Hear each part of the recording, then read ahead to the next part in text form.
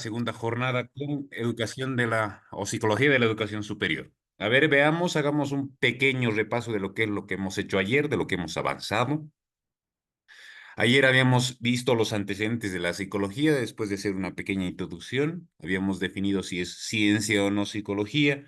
Habíamos visto los principales autores que nos permiten entender lo que es psicología y qué es lo que se buscaba al tratar de responder preguntas que nos hacen al humano, ser humano como tal, con diferentes autores, ¿verdad? Habíamos definido lo que es psicología desde el área experimental, desde la perspectiva conductista, desde la cognitiva y la más completa con la APA, la Asociación Americana de Psicología. Habíamos visto los diferentes estudios o objetos de estudio que tiene la psicología, como por ejemplo la percepción, la memoria, los pensamientos, lenguaje, conciencia, el comportamiento observable, etc. Habíamos visto cómo también influyen las emociones y las bases biológicas, pero también sociales del comportamiento de las personas y de sus pensamientos. Habíamos visto escuelas psicológicas donde estaba el estructuralismo, funcionalismo, psicoanálisis, etcétera. Todas las que habíamos visto, un montón vimos. Dentro de ellas también vimos humanismo, neuropsicología, etcétera. Los métodos que se usan en psicología, como ser la experimental, el correlacional, observacional, el cuasi experimental, etcétera. Y las ramas de la psicología, donde se aplica el conocimiento de la psicología, como por ejemplo la psicología clínica o de la salud, la educativa, la organizacional, la comunitaria, etcétera. Luego habíamos entrado en lo que son las teorías del aprendizaje como tal y a la aplicación de lo que es psicología, pero al aspecto educativo y de aprendizaje. El día de ayer habíamos avanzado con lo que es el conductismo y habíamos visto también el cognitivismo o la escuela cognitiva. A partir de aquí habíamos dejado el avance en constructivismo y es lo que nos toca ver ahora. Tal y como su nombre dice, vamos rápidamente y no se olviden participar, por favor. Si es que hay preguntas, háganla, interrumpan, no hay ningún problema. El constructivismo, ¿qué es? Ya habíamos dado un preámbulo antes de qué es el constructivismo como postura filosófica. La postura filosófica del constructivismo nos dice que las cosas se construyen y que el funcionamiento y la utilidad que tiene es a base del constructo mismo, de cómo se han construido las cosas.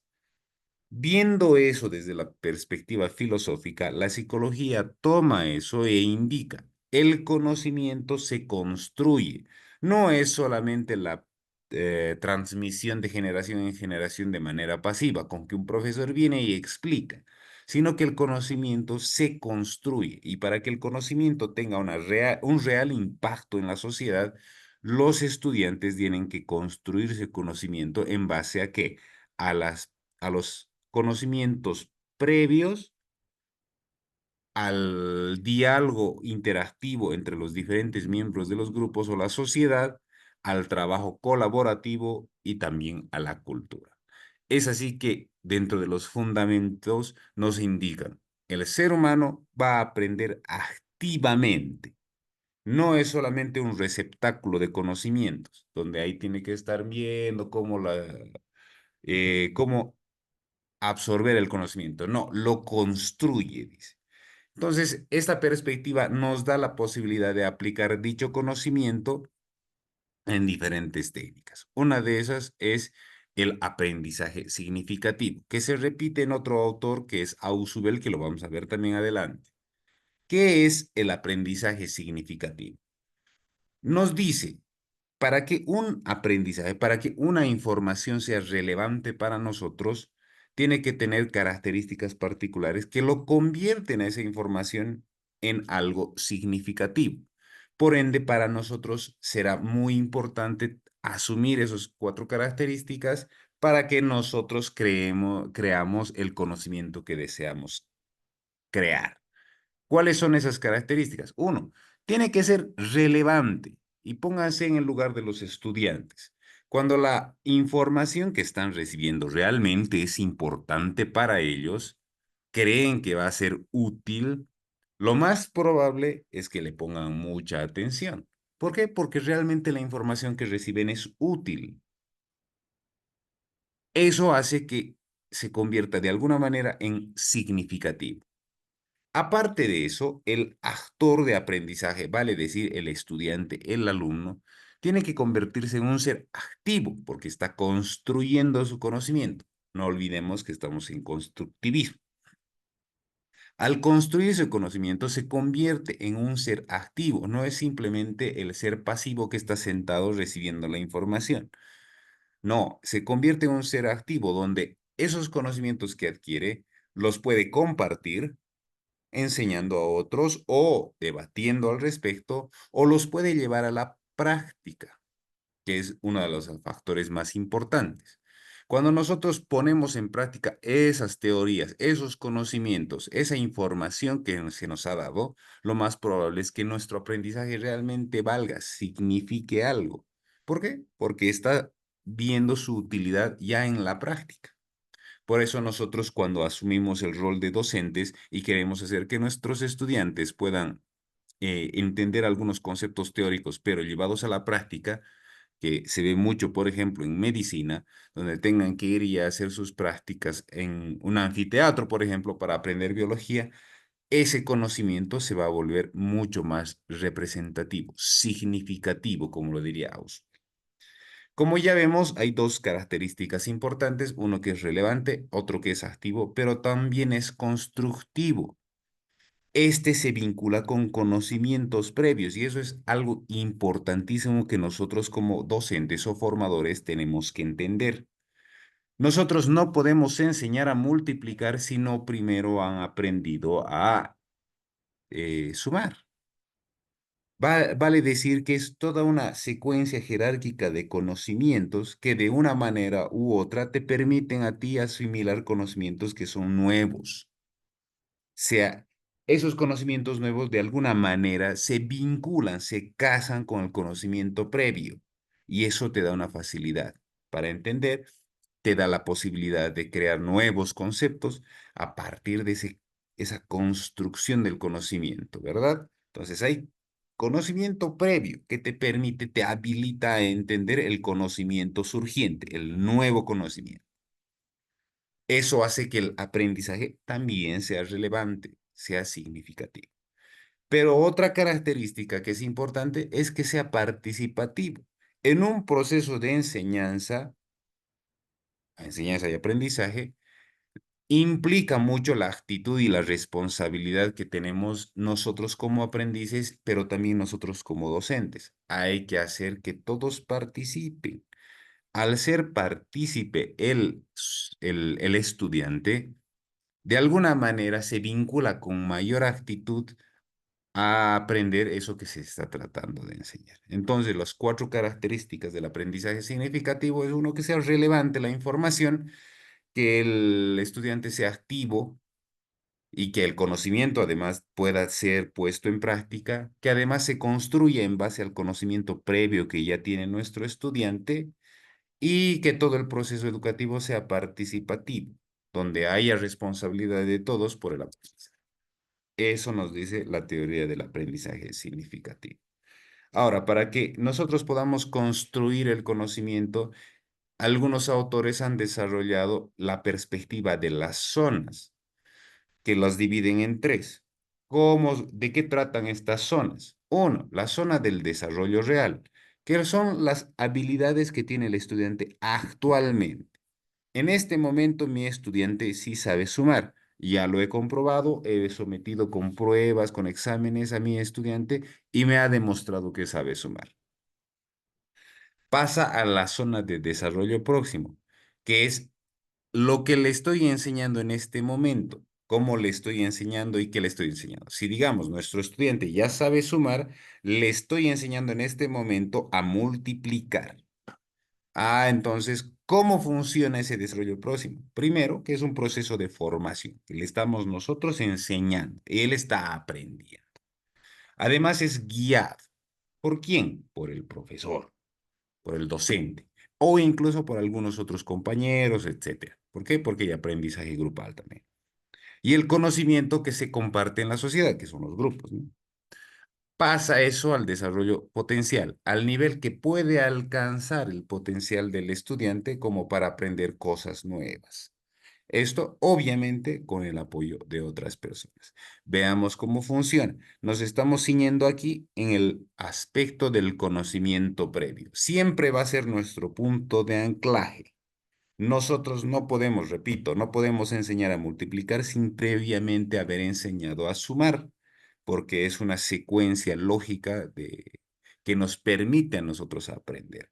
Yo no le puedo enseñar a un estudiante de medicina a dar el tratamiento para una enfermedad sin saber previamente las causas biológicas, psicológicas y sociales de su enfermedad del paciente para poder hacer un diagnóstico real y eficiente.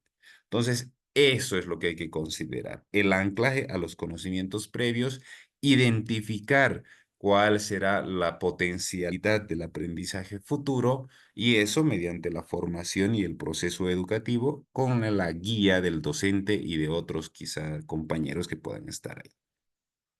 Otra de las teorías que nosotros usamos en el constructivismo es la teoría del aprendizaje de ensayo y error, algo sumamente común que algunos dicen ya no debería usarse, pero sí es importantísimo usarlo, el ensayo y error. ¿Qué es el ensayo y error? ¿Quién podría decirme en sal qué es el ensayo y error? Es uno de los más clásicas formas de aprender.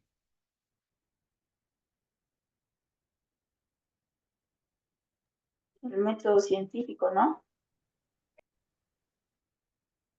Cuando nosotros sometemos a algún proceso científico, en realidad el ensayo y error es hacer la prueba de algo, si funciona, bien, es verdad, y si no funciona, se replantea y se vuelve a poner a prueba. Lo que antes hacían los científicos, los más clásicos, ¿verdad? A ver, considero que por X o Z razón, el miel con el tecito con miel y un poquito de Singani puede ser muy bueno y curar el resfrío. Sometamos a prueba. Entonces dan a un resfriado su tecito con miel y un poquito de Singani. ¿Ha funcionado? Sí, belleza, sí es cierto. O no, no ha funcionado. Bueno, parece que no funciona, hay que replantear, hay que volver a hacer. Entonces, ha hecho prueba, no ha funcionado, vuelve a someter con modificaciones para poder encontrar lo que es la verdad de las cosas. ¿Cómo se aplica esto en el aprendizaje real? Cuando tú a tus estudiantes en una situación controlada, lógicamente guiada por el docente, les haces poner en práctica algunas teorías que has enseñado para ver si funcionan o no y que ellos apliquen eso y que vean de sus propios errores que han cometido, cómo pueden mejorar. Entonces, esa es una forma de construir el conocimiento mediante el ensayo y el error. ¿Quién lo hizo esto? ¿Qué autor se llama Tordicke? Un autor, un psicólogo educativo precisamente que pretendía hacer que las personas puedan entender las cosas mediante el ensayo y el error. Poner en práctica y ver si funciona o no. Otra de las teorías que nos dice el constructivismo es el aprendizaje colaborativo. ¿Qué nos dice esto? Hay interdependencia social. Cada persona es un ser activo y al interactuar con otro ser activo, que es otra persona, probablemente hayan establecimiento de diferentes formas de aprendizaje porque entre ambos están colaborando para aprender. Y hay diferentes factores en los cuales uno analiza el aprendizaje colaborativo, como por ejemplo desde la interdependencia positiva. ¿Cómo funciona eso? El docente aplica algunos tipos de objetivos de aprendizaje donde se ponen las metas claras que hay que generar de entendimiento en el aula. Por ejemplo, ante logros realizados de aprendizaje y la comprobación de esos logros, se puede premiar a los estudiantes, por eso hay una interdependencia. Hacemos que jueguen en equipo, por ejemplo, hacemos que haya un compartir, por ejemplo, de los recursos del aula, como por ejemplo en un colegio quieren que los estudiantes aprendan sobre biología y tienen solamente un número limitado de microscopios y tienen que ver cómo funcionan las células, entonces colaboran entre ambos para poder compartir ese microscopio y entre ambos generar un debate, por ejemplo, una interdependencia positiva. Ahora, el aprendizaje no es individual, no hay una responsabilidad individual del aprendizaje, sino que es grupal. Todos los miembros del grupo son responsables porque todos asuman el conocimiento. ¿Qué permite eso? Generar habilidades interpersonales. Para esto hay que desarrollar esas habilidades que tienen las personas de relacionarse con otras, porque esto es un aprendizaje colaborativo. Cuando tú formas un grupo de trabajo, este grupo de trabajo tiene que aprender a colaborarse entre sí mediante algunos factores muy personales como la empatía, la asertividad. El hecho de participar es muy importante, asumir responsabilidades de cada individuo en el trabajo grupal sumamente importante. Entonces hay que saber manejar eso y asumir que es un recurso didáctico para nosotros. Ahora, cuando las personas interactúan, hay siempre una estimulación.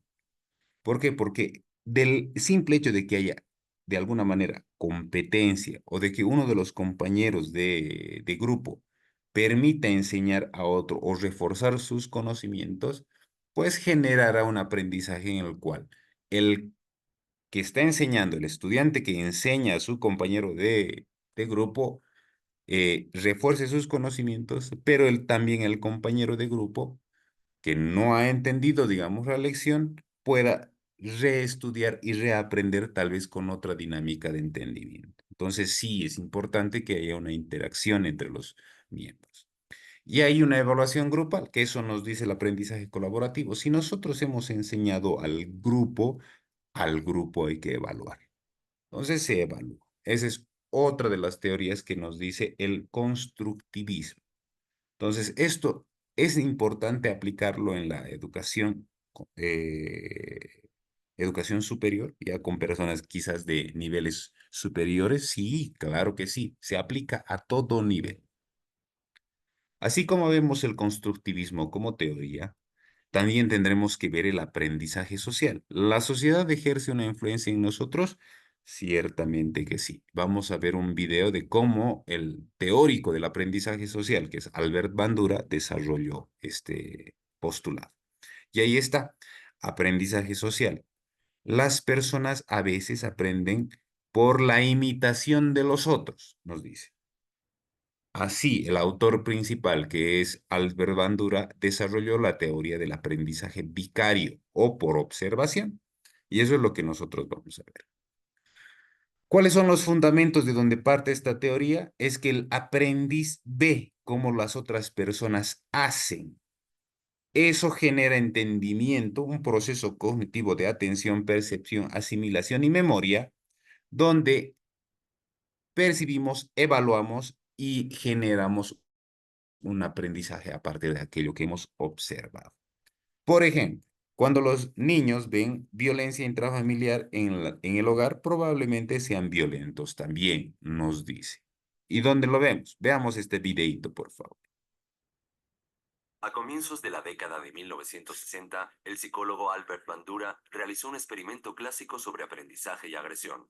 Un grupo de niños en edad preescolar veía una película en la que un adulto golpeaba a una muñeca de plástico con un mazo, la tiraba al aire, la pateaba y la bofeteaba. Después se dejó a cada niño jugando solo en una habitación con juguetes entre los que estaba la muñeca. Como muestran las imágenes, muchos de los pequeños que habían visto la película imitaron el comportamiento del adulto e incluso idearon modos nuevos de golpear a la muñeca. Los que no habían visto la película no mostraron ninguna de las conductas agresivas del adulto. El experimento demuestra que los niños aprenden conductas agresivas por la pura observación de los demás. ¿Qué opinión les merece el videito? ¿Qué podemos concluir a partir del experimento de Albert Bandura?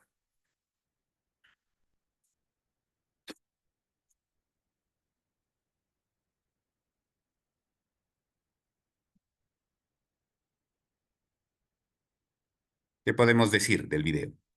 Bueno, básicamente nos está mostrando que la imitación de alguna figura representativa es una forma de aprendizaje. En este caso, con una connotación negativa, ¿no? Violencia, que es muy asimilable por las personas. Pero nosotros, ¿cómo aplicamos eso en la educación superior? Bueno, nosotros como formadores se supone que somos un referente. Al nosotros tener el conocimiento y la, de alguna manera, experiencia, cuando ya hablamos de formación técnica a nivel superior, se supone que deberíamos ser un ejemplo para nuestros estudiantes. Nosotros, asumiendo ese rol, podríamos generar prácticas y hacer nosotros cosas que ellos tienen que aprender. Por ejemplo, cuando eres un abogado y quieres enseñarle a tus estudiantes a cómo hacer un contrato, entonces pueden ellos ver cómo tú haces el contrato, de modo que luego ellos puedan imitar de esa manera o aprender, no imitar, sino aprender a ver cómo se hace ese contrato. Lo mismo un médico, un psicólogo, un administrador, cualquier profesión. A hacer y que ellos vean cómo tú haces. Eso sería una forma de enseñarles a tus estudiantes, una técnica. ¿En base a qué? A los fundamentos del aprendizaje social de Bandura, de este señor que vemos en la imagen. Pasamos a otro. Este es un poquito complejo, el constructivismo social. ¿Qué nos dice el constructivismo social? Que el conocimiento es una construcción no del individuo, sino del diálogo con los demás. Es una herramienta que te permite a ti pensar, aprender y construir significados que no solamente devienen de una interacción contigo mismo y tu estudio, sino con una interacción con la sociedad, ya que el aprendizaje ocurre cuando hay ese relacionamiento con los otros. A partir de ese constructo nos dice, hay zonas en las cuales el estudiante puede aprender más, simplemente por el hecho de interactuar con las otras personas. Eso le va a ayudar al estudiante a construir un conocimiento, no solamente individual, sino grupal. Ahí podemos ejemplificar con, por ejemplo, los valores, las normas que tiene la sociedad y que transmiten esas normas y valores a través del tiempo a las diferentes generaciones. ¿Han visto alguna vez que cuando algún chiquito transgrede las normas de su grupito, por ejemplo, de no molestar a algún compañero en particular, pero este chiquito molesta y todos le castigan, le dejan de hablar, le dicen de todo, lo castigan de alguna manera? Entonces están enseñando de manera grupal y el chiquito está aprendiendo que eso no hay que hacer. Entonces ese es un constructivismo social y tenemos un esquema para eso, ¿no? El autor de esto, de esta teoría, es Vygotsky y nos dice, existe una influencia del medio que te construye a ti el conocimiento. Primero, hay que tener bases fundamentales para tener ese conocimiento, como que la capacidad de tener funciones mentales. O sea, si no hay funciones mentales, no vas a poder aprender. Sin embargo, esas funciones mentales tienen que entrar en un nivel de procesamiento de la información que se da a partir de la influencia que ejerce el medio. Si tú eres un estudiante y tienes que aprender a operar en medicina, el medio te va a ayudar o generaría en ti un entendimiento del cómo hacer esa operación. ¿Mediante qué? Mediante la influencia que ejerce el docente y los otros compañeros, que te dicen, sí, así tienes que hacer o hácelo de esta otra manera. Entonces, la interacción con la comunidad, con el grupo, te permite a ti construir ese conocimiento. Este conocimiento tiene que tener un gran significado para ti o un gran significado impuesto por la comunidad, porque es importante para el resto de la comunidad y por ende se convierte en importante para ti. Básicamente, la sociedad está generando una influencia muy poderosa en ti, de modo que te obliga de una manera u otra a aprender. Eso es lo que básicamente nos está tratando de decir el constructivismo social. Pero ¿por qué constructivismo y no solamente social? Porque este conocimiento se construye, porque ya sabemos, el individuo como tal tiene una percepción individual propia de sí misma y tiene que construir en base a las normas que tiene la sociedad el nuevo conocimiento o la influencia que ejerce el grupo, ya no la sociedad, sino el grupo con el cual tú te relaciones. Así generas un entendimiento. Y la sociedad además te permite andamiar. ¿Cómo? Un andamiaje es un término psicológico que te dice, Cuando tú tienes un conocimiento, alguien te va a reforzar ese conocimiento, está dando un andamio para que tú puedas seguir desarrollando. Te han reforzado el conocimiento. Eso nos dice el constructivismo social. ¿Se entiende hasta acá?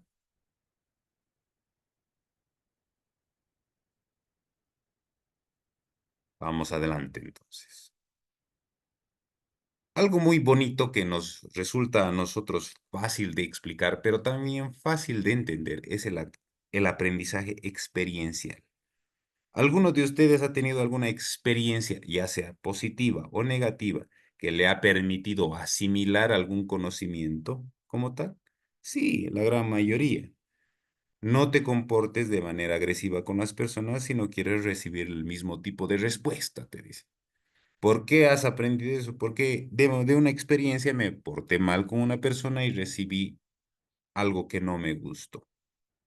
Entonces, ¿es importante la experiencia para cada uno de nosotros? Sí que sí. Nosotros no, alguna vez no han, tal vez ustedes mismos no han pensado. Yo he aprendido más en la vida profesional que en la universidad, porque en la universidad no he aprendido nada. Es porque ustedes tienen una mayor facilidad de aprender desde la experiencia. Cuando buscan trabajo no les preguntan o no les dicen ¿cuántos años de experiencia tiene usted? ¿Alguna vez ha resuelto este tipo de problemas? ¿Cómo lo ha hecho? Porque están tratando de evaluar cuál es su experiencia de cada uno de ustedes, porque eso es muy valioso. El aprendizaje experiencial básicamente es el proceso que cumple un ciclo de 4 etapas. Esas etapas son la experiencia concreta, vivir la situación como tal.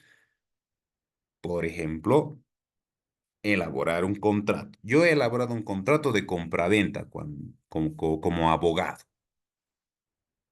Ahora, ¿cómo he hecho eso? Observo y reflexiono. Analizo cómo he hecho eso. A ver, así, esa vez hice de esta manera porque era un caso especial, porque el documento o el vehículo, el documento que estaba, o el vehículo que estaba vendiendo tenía un documento de gravamen, pero logré hacer eso para los abogados.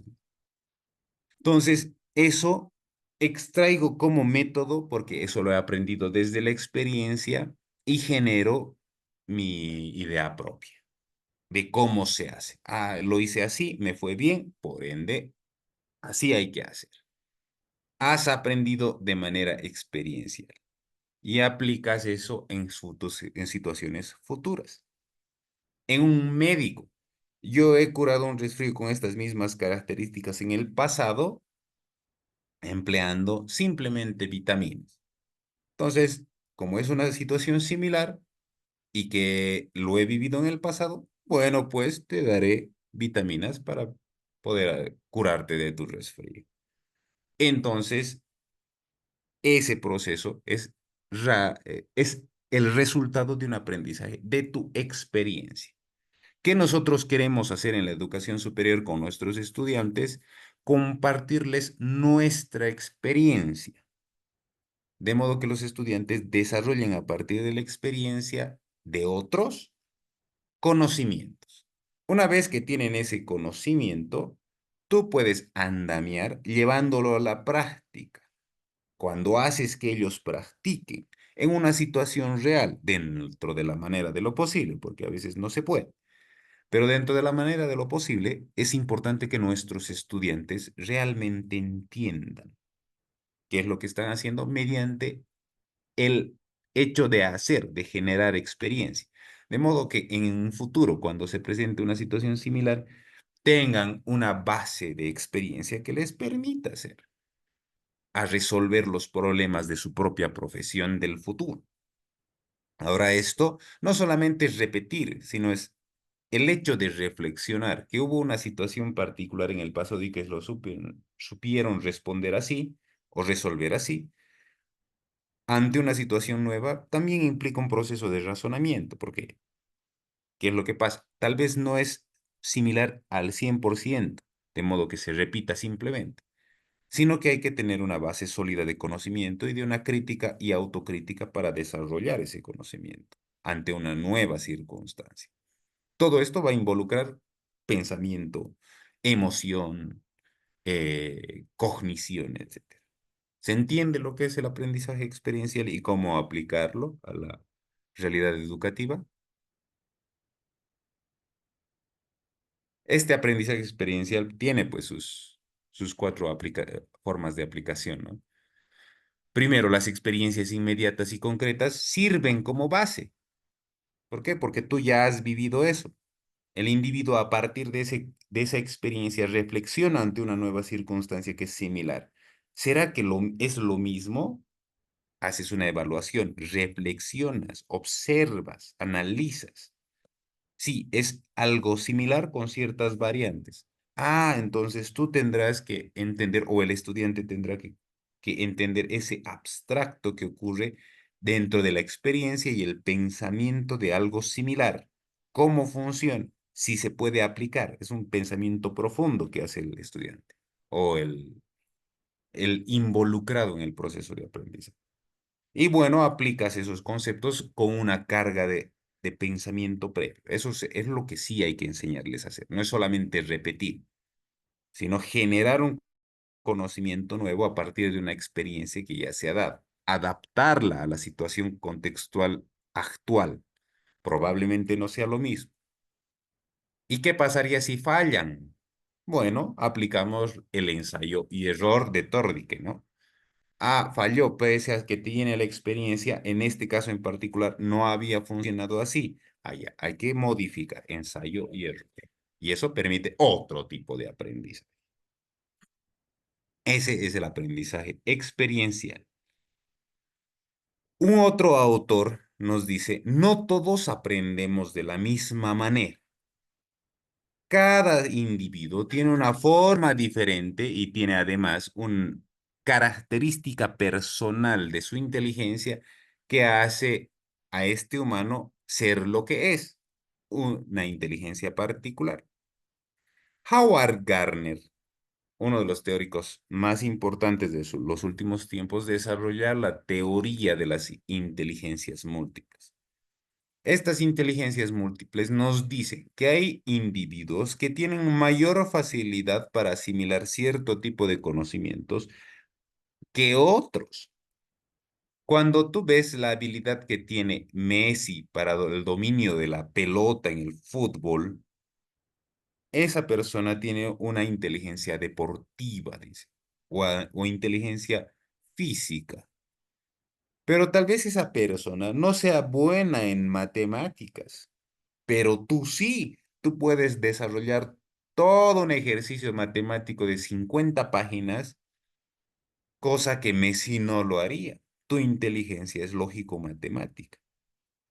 Eso se aplica en nuestros estudiantes porque no todos, según nuestro autor, no todos aprendemos de la misma manera. Ahí está la teoría de las inteligencias múltiples, donde cada uno de nuestros estudiantes aprende de diferente manera y tiene habilidades diferentes de acuerdo a su inteligencia particular.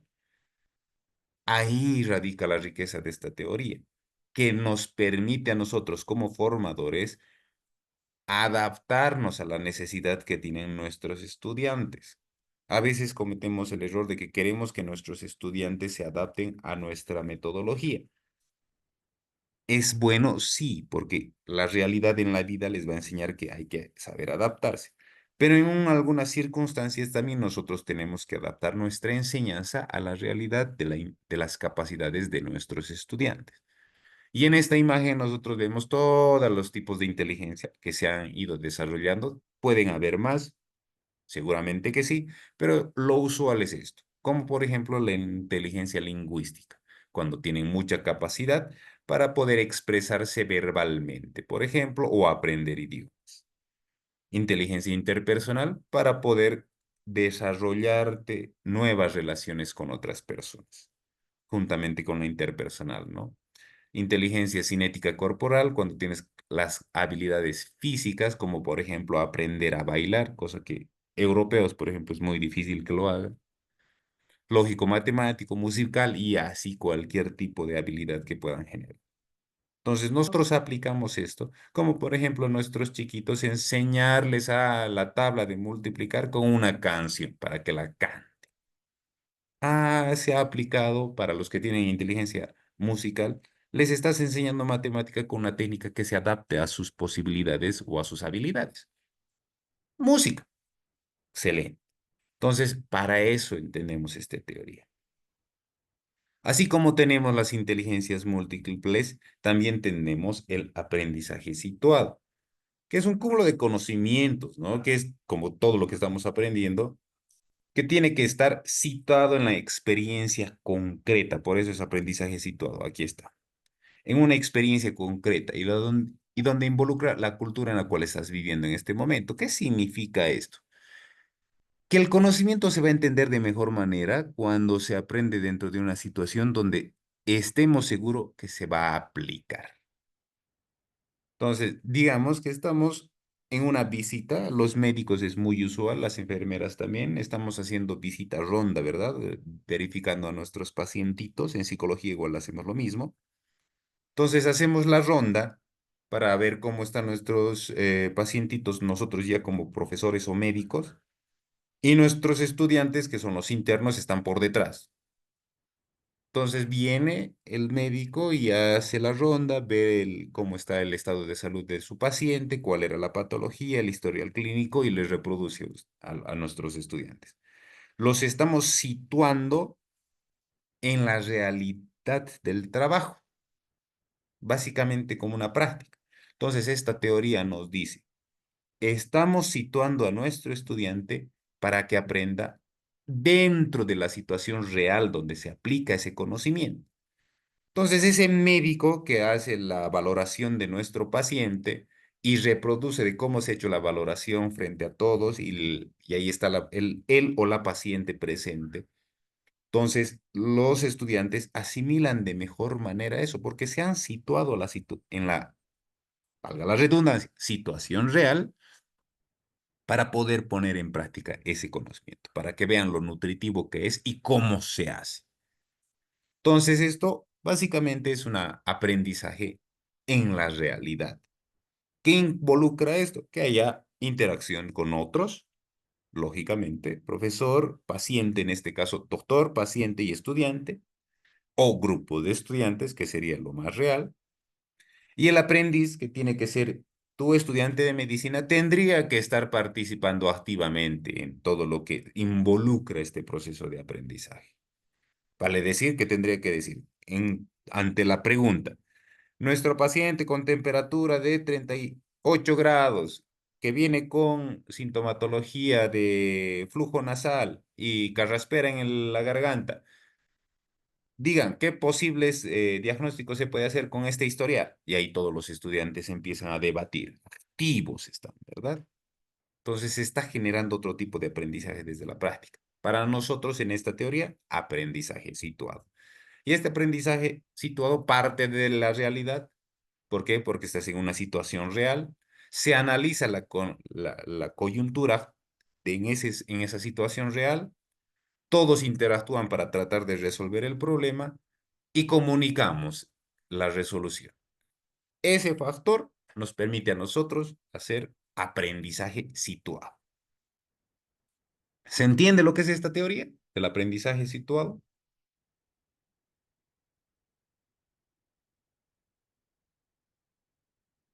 ¿Estamos ahí? ¿Estamos vivos? ¿Despiertos? Sí, sí, Muy, sí. muy temprano para aprender sobre aprendizaje. Bueno, sigamos adelante. Tenemos las teorías más modernas. ¿Cómo aprendemos ahora? ¿Qué dice la nueva psicopedagogía a partir del siglo XXI? ¿Cómo aprendemos? Nos dice, tus estudiantes tienen que aprender a enfrentarse a los desafíos que tiene la vida diaria. ¿Cómo es el trabajo? ¿Cómo es estar en la comunidad, en la sociedad? ¿Qué situaciones existen en lo contemporáneo, en la actualidad? Analizar eso nos permite desarrollar el aprendizaje del siglo XXI. Una forma, más que teoría, es una forma de enseñanza, de modo que se comparta entre cada uno de los estudiantes las herramientas necesarias para resolver los desafíos de la vida diaria. ¿Cómo hacemos eso? Desarrollando competencias. Cuando nosotros, seguramente van a escuchar cuando les toque ser partícipes, o tal vez ya lo están haciendo, desarrollo de competencias o aprendizaje en base a competencias, dicen algunas universidades. ¿Quiénes aplican eso? La Univalle lo aplica, la Universidad Católica lo aplica. Muchas universidades ya están empezando a aplicar las competencias del siglo XXI, o sea, el desarrollo de las competencias de nuestros estudiantes. ¿Qué involucra esto? Que tienes que enseñarles ciencias duras, primero, que sí o sí tiene que entrar eso. ¿Qué son las ciencias duras? Ciencias, matemáticas, computación, finanzas, todo lo que involucra lo duro, que parte de ciencias duras, como química, matemáticas, física, biología, fisiología, etcétera. Ciencias duras. Eso sí tiene que aprender. Nos dice que a partir de eso tiene que generar ciertas competencias, como por ejemplo aprendizaje crítico. No solamente repetir que 2 más 2 es 4, sino saber decir del por qué y cómo se usa. O incluso dudar de que sea cierto, porque eso nos permite construir conocimiento. También desarrollar creatividad de formas de cómo resolver problemas. La habilidad de comunicar es una competencia muy importante. Y la colaboración entre el grupo de equipos. Eso es importante. Nosotros por eso en la educación superior desarrollamos esas competencias. Para eso es necesario ciertas habilidades que tienen que tener las personas, como por ejemplo la curiosidad que nosotros podemos desarrollarla en nuestros estudiantes, que estos estudiantes tengan una iniciativa, persistencia, adaptabilidad, etcétera.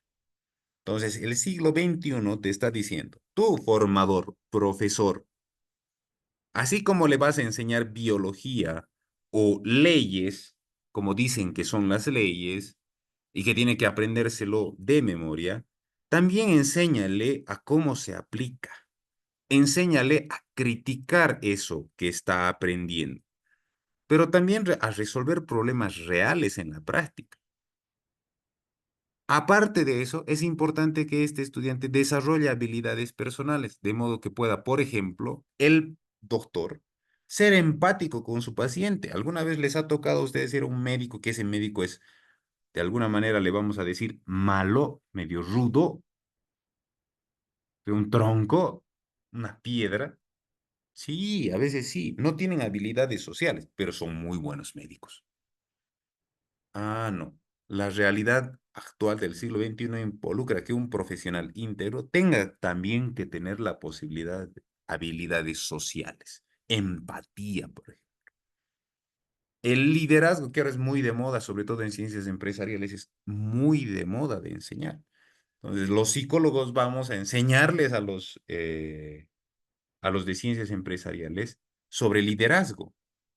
¿Por qué? Porque es una habilidad un tanto social e individual. Entonces, importantísima esa habilidad. Entonces, la integralidad de nuestra realidad actual nos obliga a nosotros que no solo tenemos que enseñar ciencias básicas o fuertes o duras, sino también competencias y habilidades que le van a permitir desarrollo correcto a nuestros estudiantes en el futuro. ¿Preguntas hasta acá?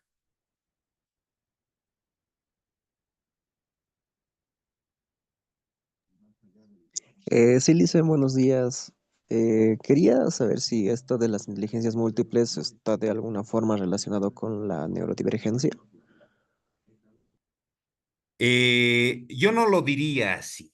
La neurodivergencia es una forma con las cuales las personas piensan, pero no son específicamente, vamos a retomar aquí, no son necesariamente inteligencias, ¿no?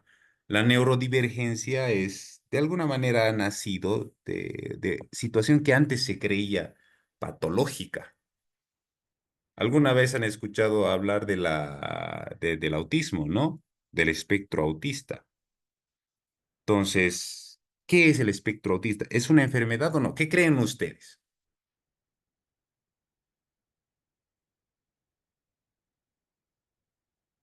¿Es una enfermedad el espectro autista?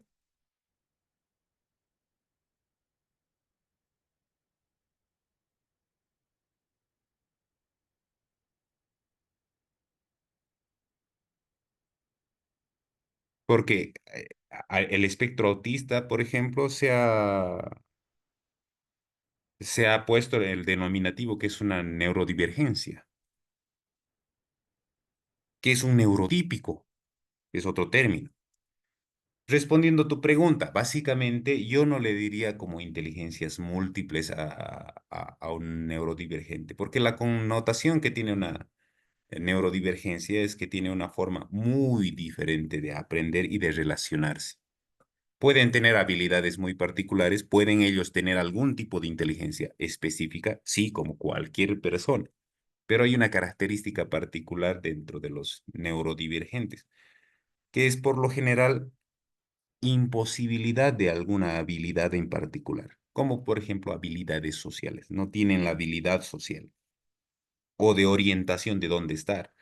Otro neurodivergente, por ejemplo, es el disléxico. Y para nosotros todavía es una situación complicada un disléxico. ¿Alguna vez han lidiado con alguna persona con dislexia? ¿O han formado o han tratado de formar a una persona con dislexia? Es considerada la dislexia una neurodivergencia, pero ¿cómo aplicamos la inteligencia múltiple? ¿Cómo podríamos correlacionar con eso? Seguramente tiene habilidades particulares. Seguro que sí, como cualquier persona. Pero tiene una situación compleja que no le permite aprender de alguna manera u otra. Entonces, podríamos calar a profundidad, sí, algún tipo de relación, pero hay que definir primero qué es neurodivergencia, ¿no? Bueno, las personas neurodivergentes no piensan, no aprenden igual, por eso son divergentes, no son de lo usual o los neurotípicos que algunos los han denominado. Sin embargo, tiene una connotación más de sintomatología patológica el neurodivergente. Ahí entra el espectro autista, perdón, el trastorno de déficit de atención por hiperactividad, la dislexia, etc. Entonces, eso que todavía, por ejemplo, los bipolares, un trastorno bipolar de la personalidad, ha sido mucho tiempo considerado una patología. Sí, hasta ahora sigue siendo una patología, pero también están siendo considerados como neurodivergentes. Bueno, eso es todavía un debate científico que se está teniendo para ver si realmente es una patología o es una neurodivergencia. Entonces, eso te podría mencionar de las neurodivergencias y su relación con las inteligencias múltiples.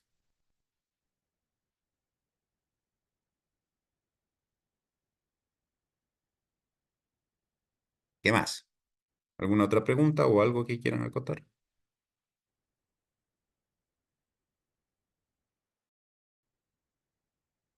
¿Alguna vez han escuchado hablar del aprendizaje autodirigido? ¿Qué será pues el aprendizaje autodirigido? Son básicamente las personas autodidactas. ¿De manera autodidacta uno podrá aprender? Ciertamente que sí. Si tienes una información o algún interés particular sobre algo, por ejemplo, a mí me interesa mucho la fisiología de cómo funciona el cuerpo humano, entonces estudiaré de manera voluntaria eso que me gusta. Ese es un aprendizaje autodirigido. Yo me pongo mis propios objetivos de aprendizaje, qué es lo que quiero aprender, cómo voy a aprender, cómo voy a llevar a la práctica y cuándo, en qué momento voy a decidir estudiar o no. Entonces, ese aprendizaje autodirigido es aplicado muy bien en qué, por ejemplo, escuelas virtuales o a distancia, donde se le da la libertad al estudiante de que éste tenga sus propios tiempos, su propio ritmo para asimilar los conocimientos que son propios de la materia que se está aprendiendo. ¿Hay una autorregulación inherente? Claro que sí, porque esa misma persona se monitorea, ve cuál es su avance, o en teoría así es, pero también necesita un poquito de ayuda, una guía en situaciones muy particulares para que no pierda el rumbo de aquello que está queriendo aprender.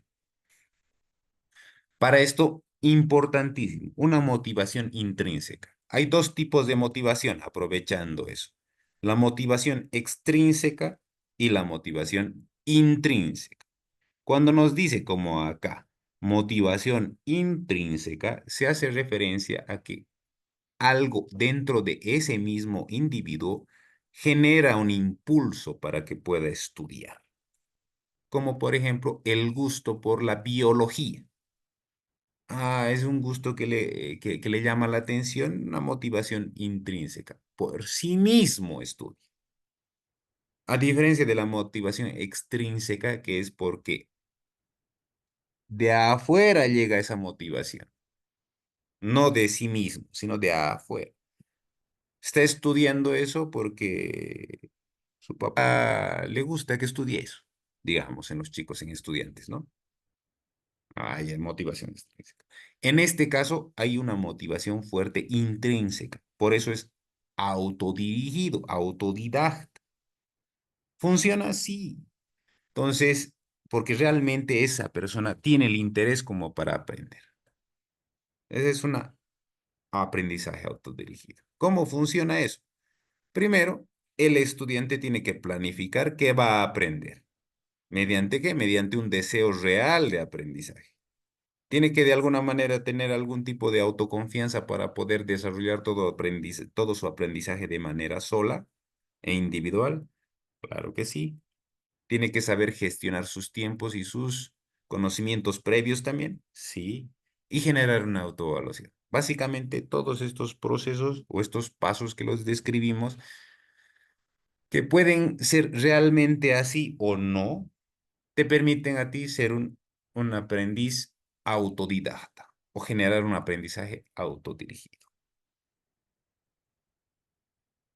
Opiniones hasta acá, algo que quieran acotar. Hemos avanzado 7 teorías del aprendizaje,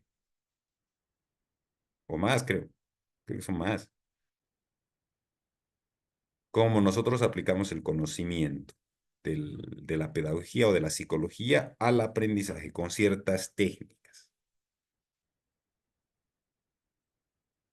Ahora, hay algo que es importante para nosotros entender y que es un poquito engorroso, que es lo que sí, lo que nos toca aprender ahora, conocer. Cuando yo les digo, el recuerdo que ustedes tienen de alguna situación muy bonita, que ustedes digamos que fueron a compartir un momento especial con toda la familia y que se acuerdan en este momento lo bien que pasaron ese día y que añoran volver a tener algún día así de bonito. ¿Dónde se aloja? ¿Dónde está ese recuerdo? ¿En qué parte? ¿Dónde creen que esté?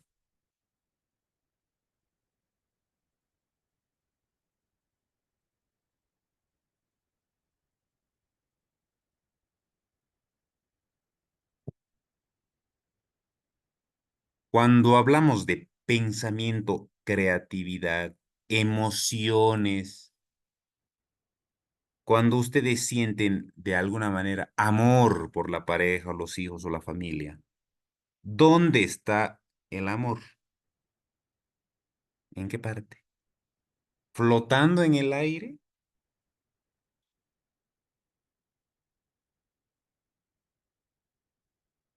Pregunta un poco difícil quizás, ¿no? Para responder eso, entramos a la neurociencia cognitiva. Hicimos en la clase de ayer una analogía. Tenemos una computadora o un dispositivo celular a la mano. Cuando abrimos WhatsApp en nuestro celular, ¿dónde está alojado WhatsApp y toda su funcionalidad? En el celular. ¿En qué parte del celular? Es una interacción de todo un sistema donde involucra la memoria o su disco duro, ¿no? Su memoria RAM, una partecita que te permite trabajar en tiempo real. Su procesador. En el ser humano, ¿Dónde está?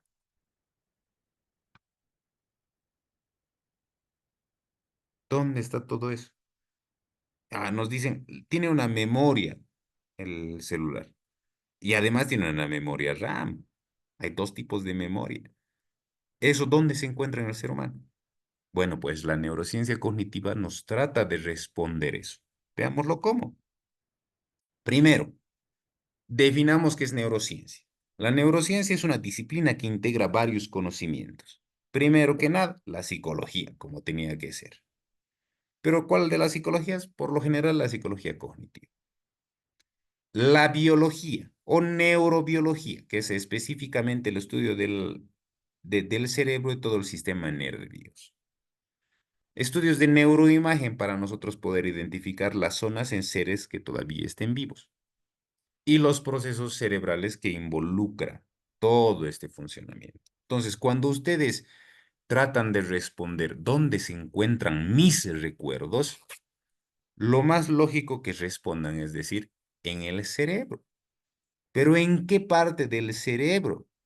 ¿O cómo? ¿Cómo funciona el cerebro? Entonces, aquí vamos a ver. Bases neurobiológicas. Quiero que se fijen acá. ¿Qué es esto? Es una neurona. Aquí hay otra neurona. Hagan de cuenta que cada neurona, que básicamente es una célula microscópica, se une a muchas otras células microscópicas como si fueran ladrillos. Una célula y muchas otras celulitas que se unen, que se comunican entre sí. La sumatoria de todos los ladrillos con cemento que te hace una pared. Y si nosotros vemos acá este cerebrito, en realidad a nivel microscópico, este cerebrito tiene ladrillitos para poder ver cómo esa masa es. Cuando ustedes van al mercado, ven la carne, ¿verdad? En el mercado.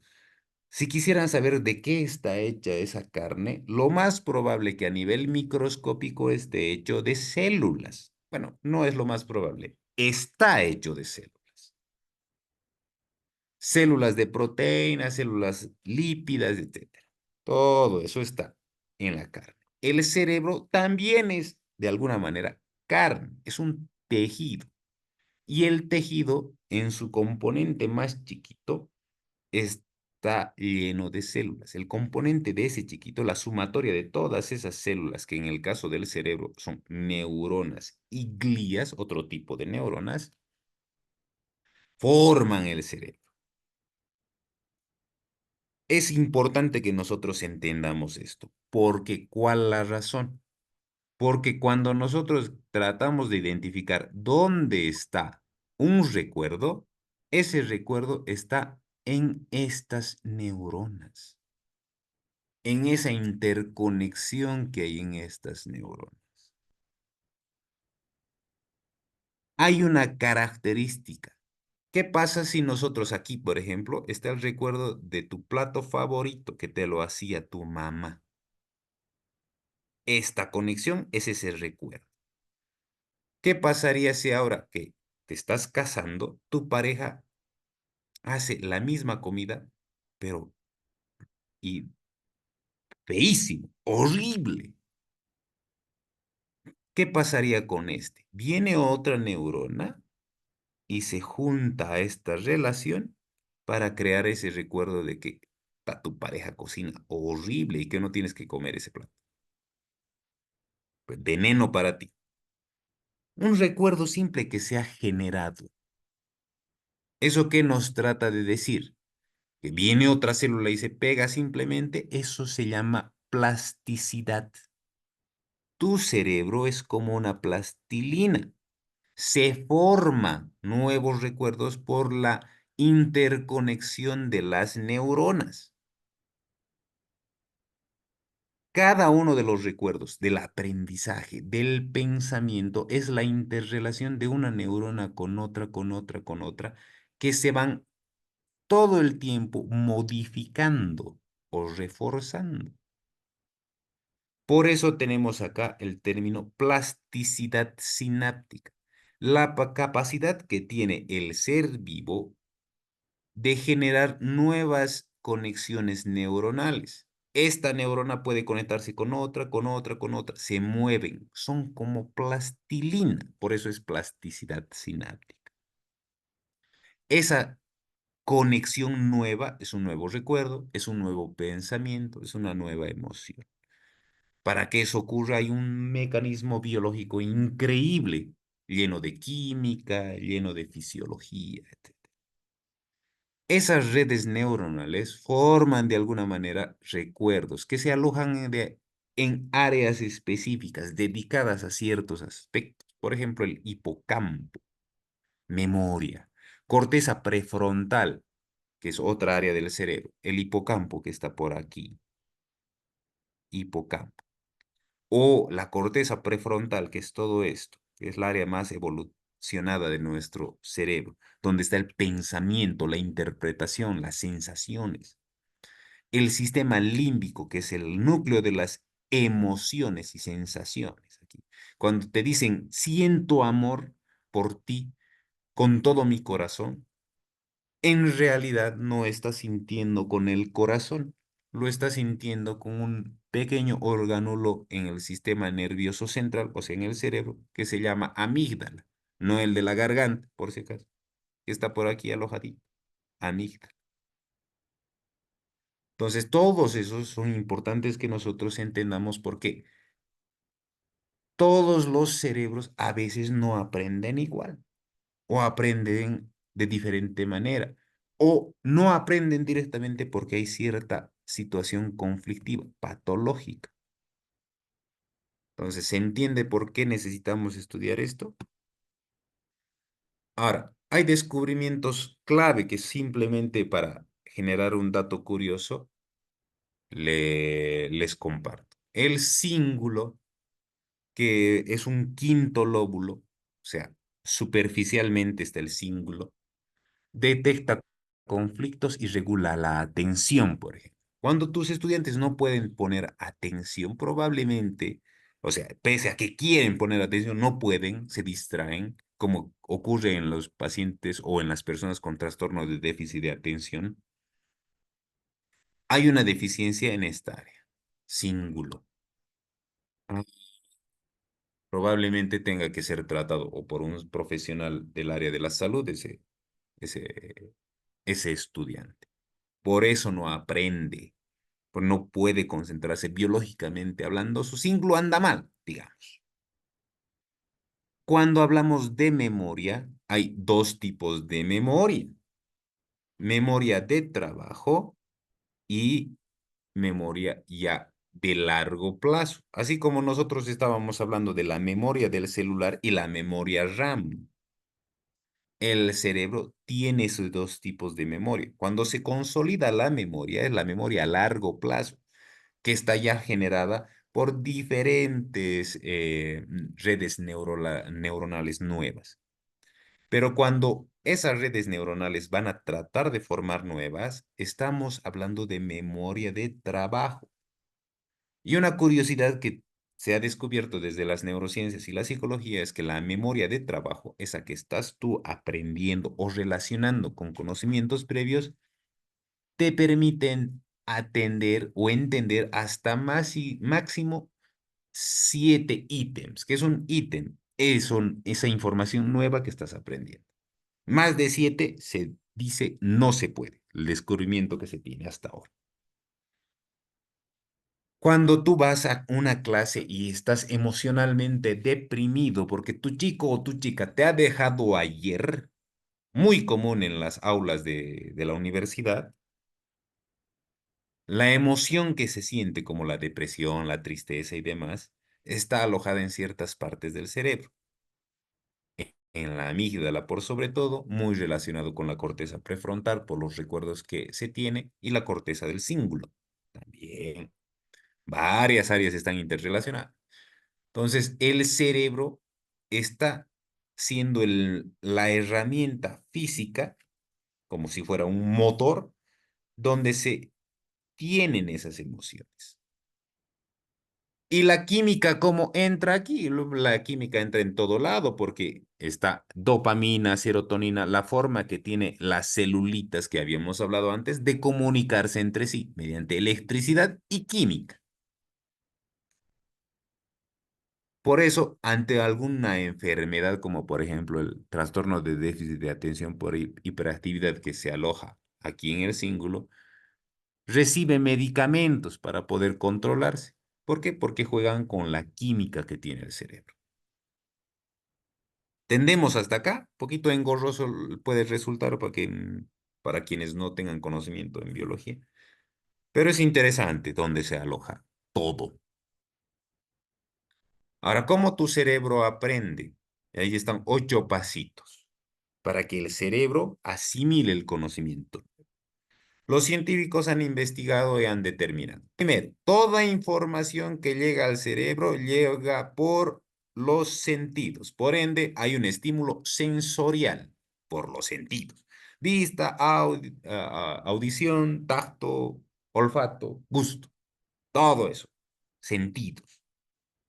Ahora, esa sensación se transmite hasta áreas particulares del cerebro.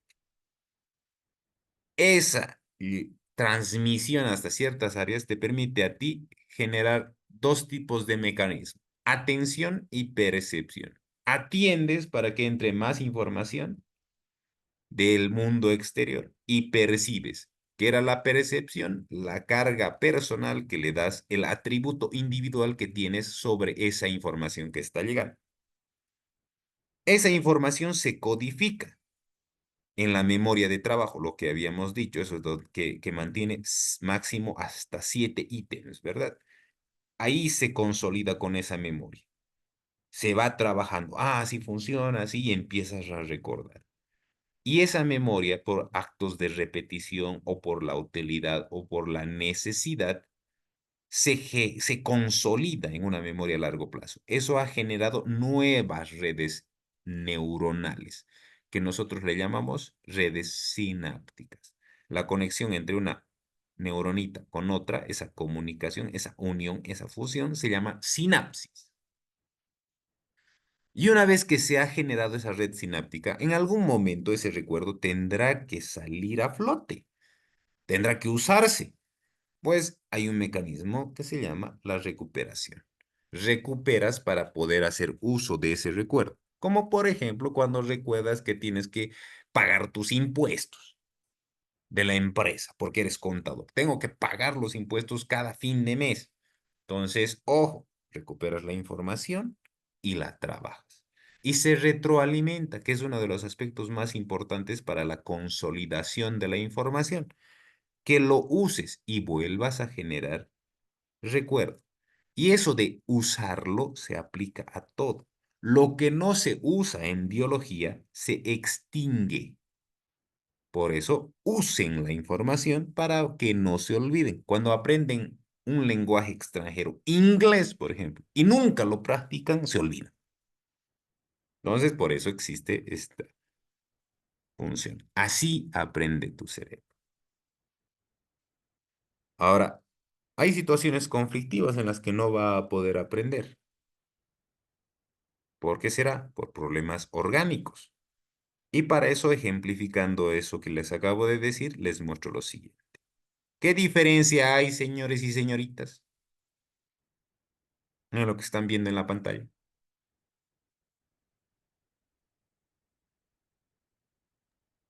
Un cerebro está más desarrollado, ¿no? Ya está más desarrollado, sí, ciertamente que sí. Fíjense este cerebro y compárenlo con esto. Si es que alguien ha tenido relacionamiento con una persona que tiene Alzheimer o que tiene problemas de memoria, el Alzheimer biológicamente se ve así, como vemos acá. ¿Qué ha pasado acá? ¿Y qué ha pasado acá? Que es un cerebro normal.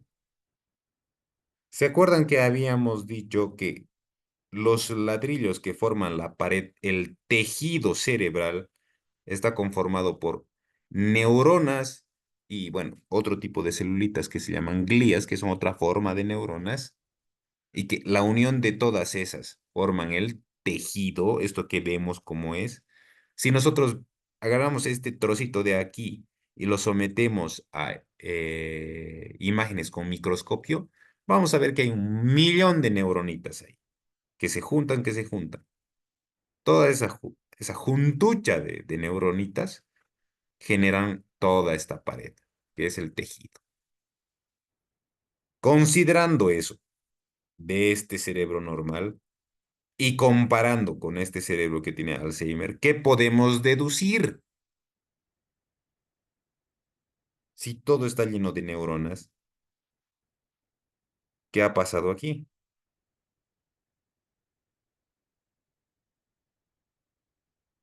¿Quién se anima a responder?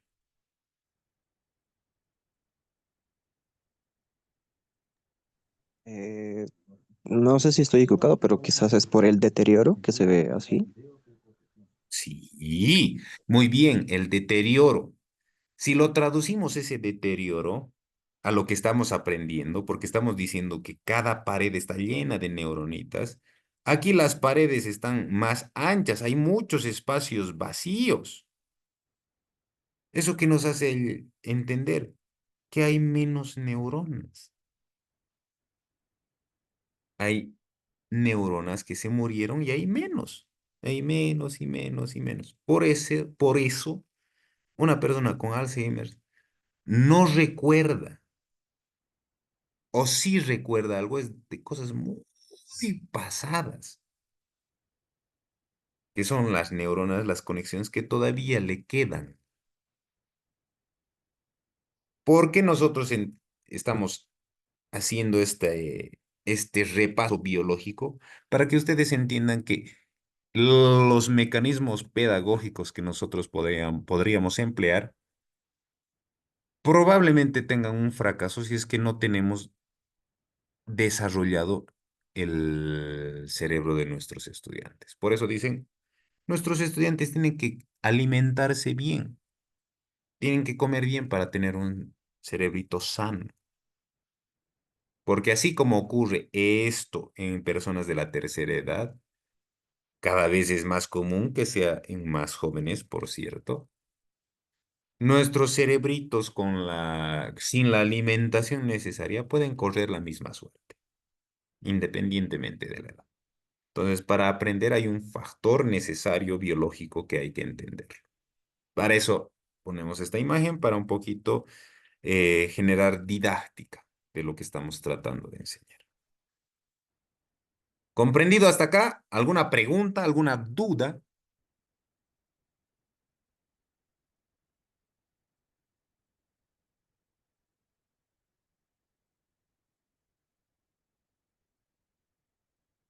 Seguimos entonces.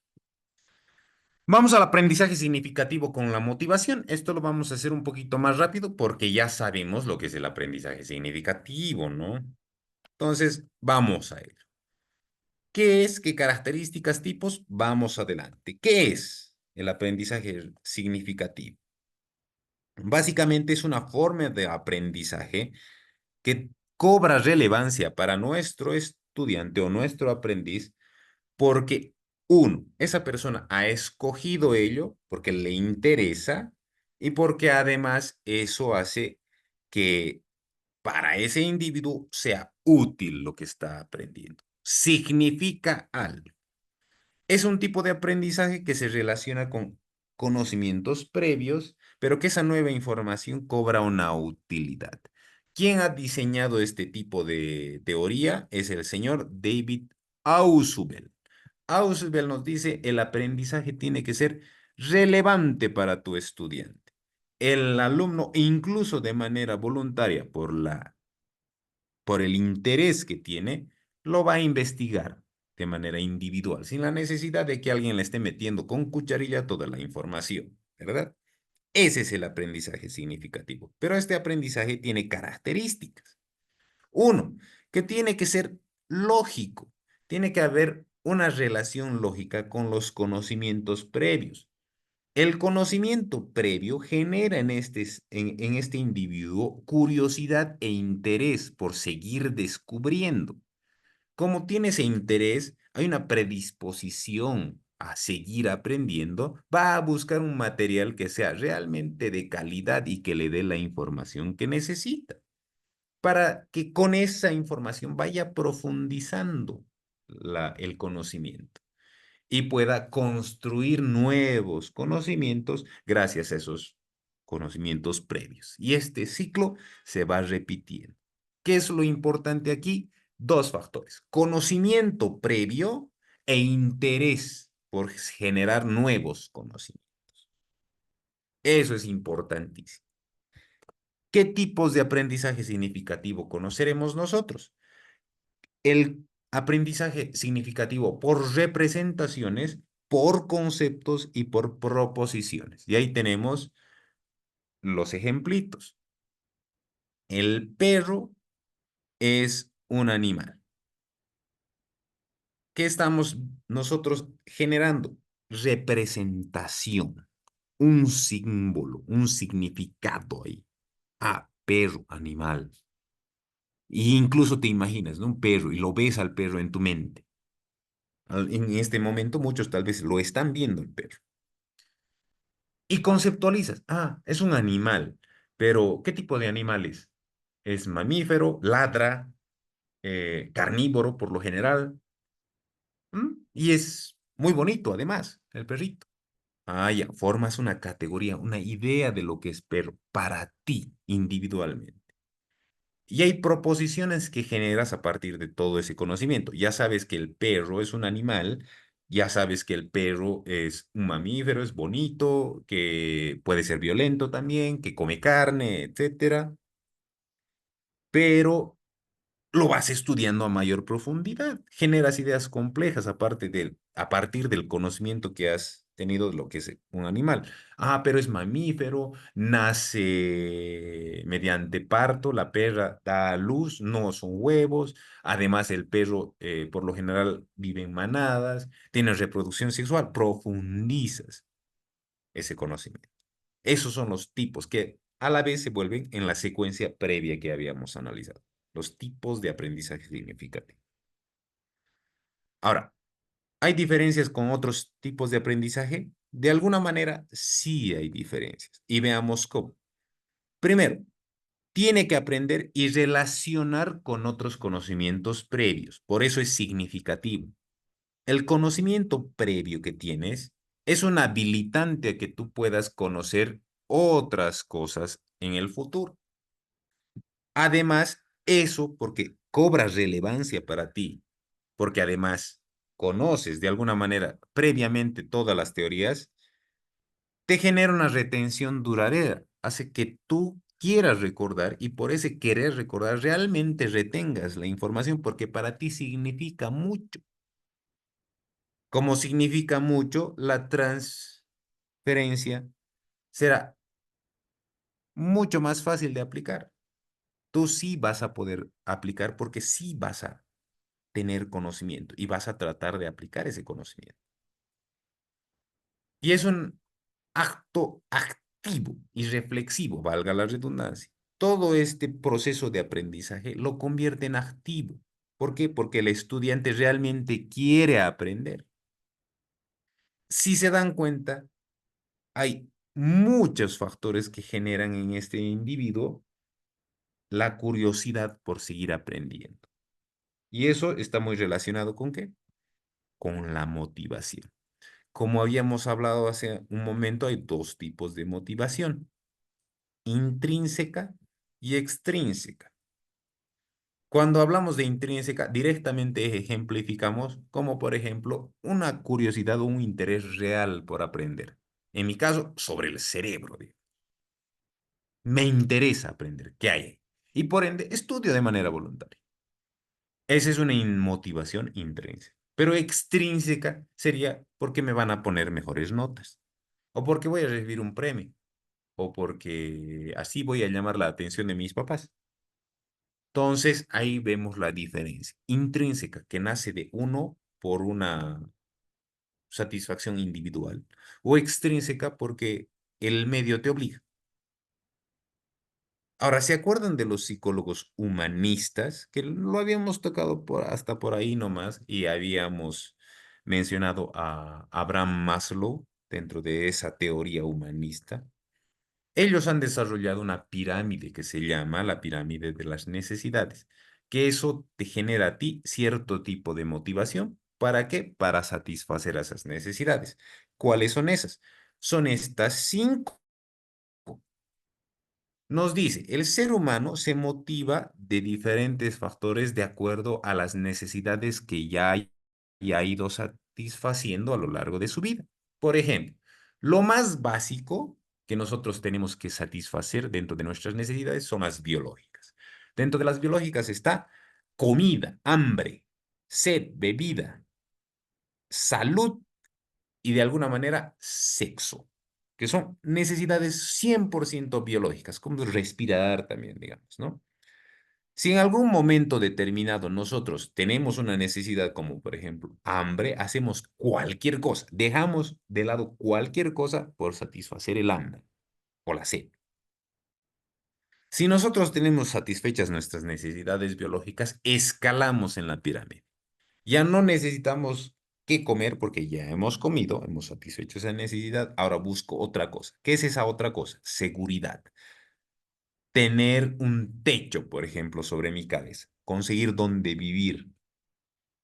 Tener un trabajo que me permita tener dónde vivir. Poder comprarme una cama donde dormir. Necesidad de seguridad. Ya hemos comido, ya tenemos un techo, una cama, todo sobre nuestra cabeza. Ahora tengo otro tipo de necesidades, las necesidades sociales, esas necesidades de interacción con la comunidad, de aceptación con el resto de los integrantes de algún grupo determinado, e incluso intimidad sexual, que ya no es lo mismo que sexo, sino intimidad, relacionamiento con una pareja. Ya tenemos las habilidades sociales también satisfechas, entonces escalamos en nuestras necesidades. Ya nosotros queremos no solamente tener intimidad con otras personas, relacionamiento con otras personas, queremos sentirnos reconocidos, que el resto vea que nosotros valemos. Esa es una necesidad de estima. Y la última, que si tienes todas las necesidades satisfechas, tendrás una necesidad de autorrealización, de desarrollo personal. Ahora, ¿cómo nosotros esto explicamos y aplicamos en la educación, en la formación? ¿Crees que tu estudiante va a aprender si no ha comido? Lo más probable es que no.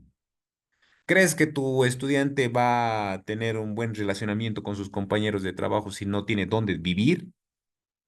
Probablemente no. Entonces, adecuamos a las teorías la realidad de nuestros estudiantes, de modo que nosotros podamos modificar de alguna manera y dentro de lo posible, nuevamente, lo que es tu trabajo como formador, como profesor, como docente, a las necesidades que tiene tu estudiante. ¿Preguntas hasta acá? ¿Algo que quieran acotar? ¿Algo que quieran decir?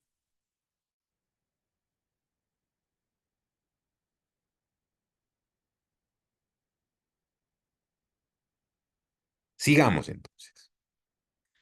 Ahora nosotros tenemos que hacer la relación entre el aprendizaje significativo y la motivación. Obviamente que sí.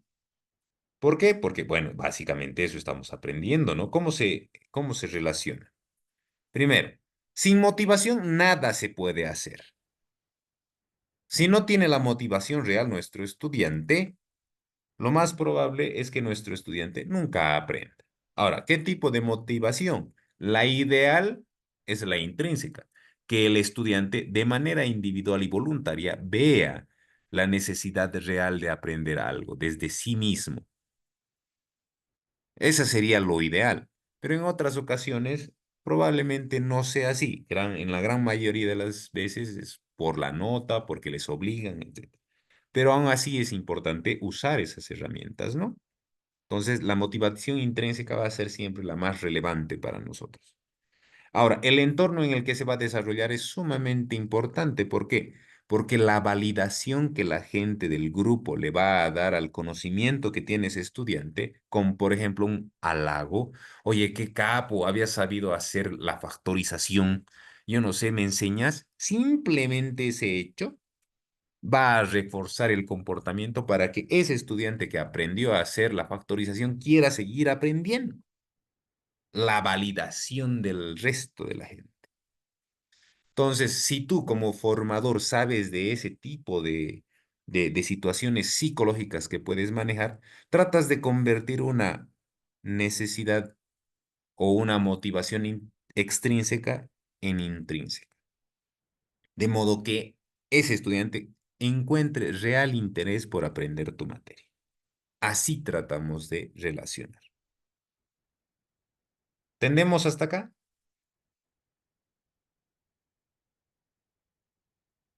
Sigamos entonces. ¿Qué hay de las emociones y el aprendizaje? El afecto, la emotividad. Veamos acá. ¿Qué vamos a aprender? Uno, afectividad y aprendizaje. Sabemos que esa motivación, ese impulso, que si es intrínseco, viene de uno mismo, impulsa a la persona a aprender, a conseguir objetivos y demás. ¿El afecto cómo juega aquí? Bueno, pues la afectividad es un conjunto de emociones y sentimientos, además de actitudes que acompañan a los procesos cognitivos y que le permiten al estudiante aprender. O sea que hay interés emotivo por aprender algo. Directamente afecta a diversos factores del ser humano. La emoción, sí. Como habíamos ejemplificado, si un estudiante está pasando por una situación de duelo producto de una ruptura amorosa, con dificultad te va a poner atención. Si no hay atención, probablemente nunca llegue a recordar nada porque no ha atendido. Y la motivación puede verse truncada porque obviamente está en otra cosa, el pobre amigo que ha recibido una ruptura amorosa. Entonces, la afectividad influye. ¿Cómo influye esa afectividad con la cognición? El aprendizaje, si bien en su mayor parte es un proceso racional, que así lo hemos estudiado, también tiene un factor y una carga emocional. ¿Cómo? Por ejemplo, ¿en qué cosas aprende? Ahora, nosotros le hemos puesto mucho hincapié al hecho de que el estudiante aprenda cosas que le interesen.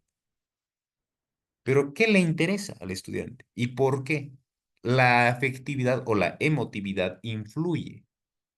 Porque si ese factor que está aprendiendo tiene vinculación emocional con su individualidad del estudiante, probablemente tenga mayor interés por aprender eso, porque está involucrado con sus emociones.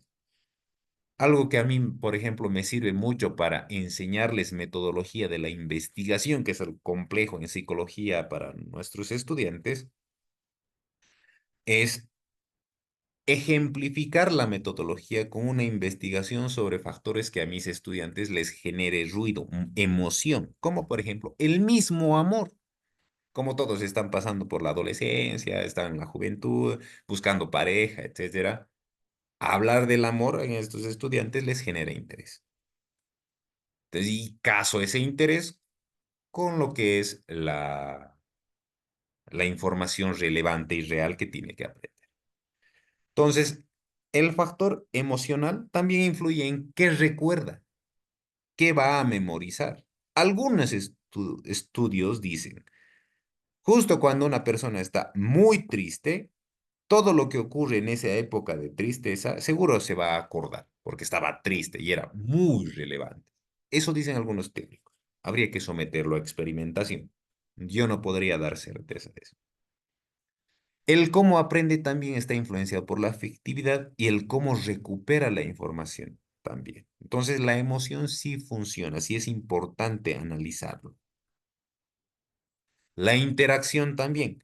Cuando haya factores positivos como alegría, entusiasmo, esas son emociones positivas de alguna manera, facilitan mucho el aprendizaje, pero por lo contrario, cuando hay miedo, ansiedad, cuando hay situaciones complejas, zozobra, etcétera, probablemente un real aprendizaje, no haya interés por aprender y adquirir conocimientos. Entonces, pequeños factorcitos que nosotros tenemos que entender para llevarlo a la práctica. ¿Dónde se encuentra en nuestro cerebro la afectividad o lo emocional? Ya habíamos visto cómo funciona más o menos el cerebro, pero hay ciertas regiones que se dedican a algo en específico.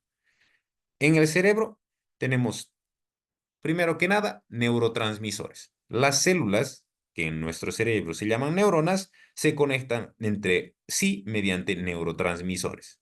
Esos neurotransmisores que son química. ¿Qué química? Por ejemplo, el placer con la dopamina. Confianza, vínculos sociales, etcétera, e incluso cuando una mujer da a luz y siente ese amor por su hijito recién nacido, es producto de la oxitocina, que en el momento del parto se dispara a montones. Entonces, así como esos, hay miles de neurotransmisores, bueno, no, bastantes neurotransmisores que te permiten esa comunicación en el cerebro de las neuronas y que te generan en ti una respuesta emocional. Ahora, ¿dónde se ubican? En el sistema límbico. Todo el sistema límbico trabaja para que tú puedas tener esas emociones y recordarlas, porque ahí se encuentra la gran mayoría de los centros de memoria, en el sistema límbico. Y cuando hablamos de amor, por ejemplo, como les decía, hay un organulo especial en el cerebro que se llama amígdala. Simplemente para curiosear, para que nosotros tengamos un conocimiento. ¿Cuáles serán las implicaciones pedagógicas de todo lo que estamos aprendiendo nosotros? Que estamos aprendiendo afectividad y aprendizaje, esa relación que existe. Primero, el clima del aula. Cuando hay un clima tenso, probablemente no haya un correcto proceso de enseñanza-aprendizaje. Entonces, docente, adecúa el clima de tu aula. No nos estamos refiriendo solamente al clima, ¿no? De calor-frío, sino al relacionamiento general del grupo de manera que no haya ningún tipo de tensión, roces o enfrentamientos entre miembros del aula, sino que todo esté muy bien alineado para que puedan aprender. Entonces, genera un clima adecuado para que ellos puedan realmente asimilar la información. La relación que vayan a tener afectiva entre el docente y el estudiante es importante. Cuando un docente, primero, genera la confianza en sus estudiantes como para que los estudiantes puedan hasta hacer una pregunta, seguro va a ser una herramienta muy positiva para el formador. Entonces, genera un buen relacionamiento dentro del marco del respeto, dentro del marco de las normas que tenga la institución, pero genera una buena relación, un vínculo empático.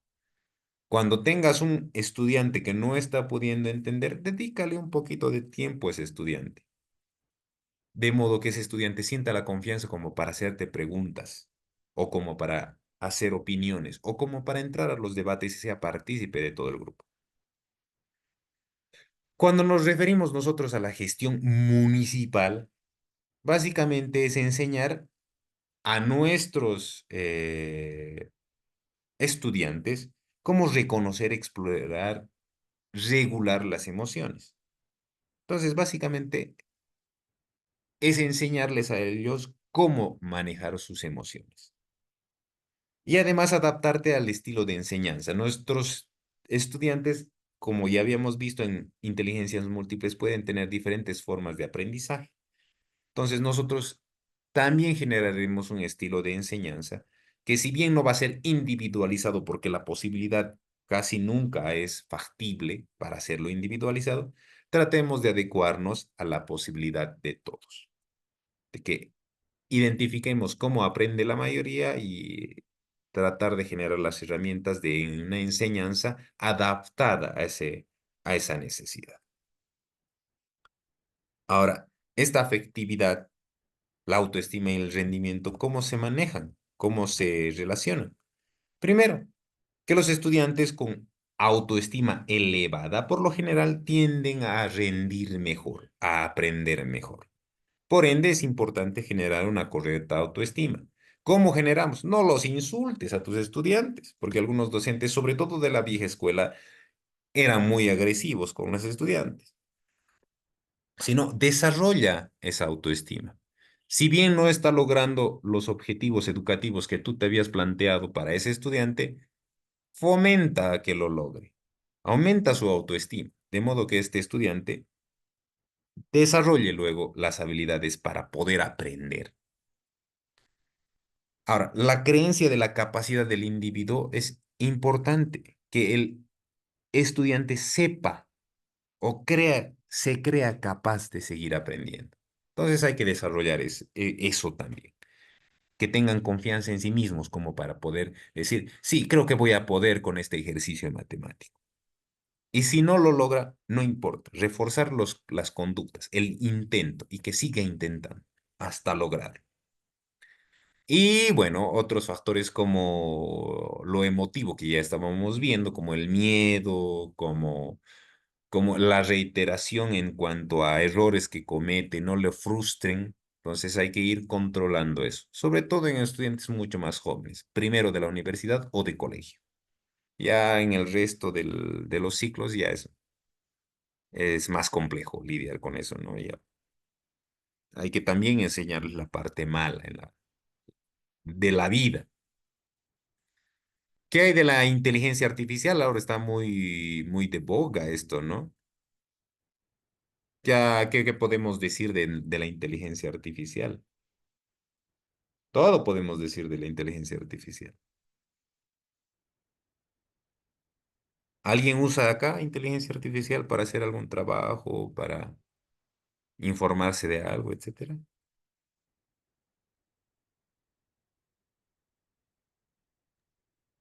Seguramente que sí, solo que no lo admite. Sí, Pero a ver, sí, yo chat y claro, usamos pues ChatGPT, Copilot de AI, hay un montón ahora. Usamos inteligencia artificial.